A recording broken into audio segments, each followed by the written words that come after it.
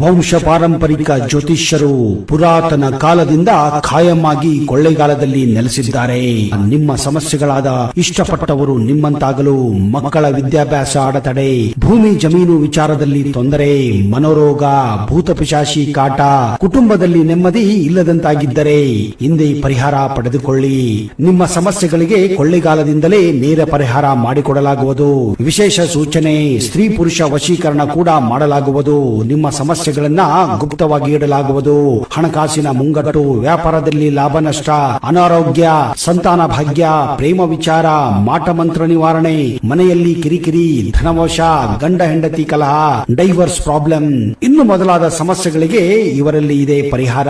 ಹಿಂದೆ ಸಂಪರ್ಕಿಸಿ. ಮೋಹನ್ ದಾಸ್ ಗುರೂಜಿ. ಹಿಂದೆ ಕರೆ ಮಾಡಿ 7411472380.